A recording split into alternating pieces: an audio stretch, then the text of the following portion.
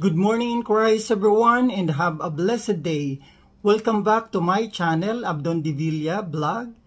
At sa lahat ng aking hindi pa po subscriber, pasubscribe na lang, like and share at patouch na rin ng notification bell para kayo ang unang makarinig ng magandang balita ng Panginoon na aking pinopost araw-araw sa aking channel.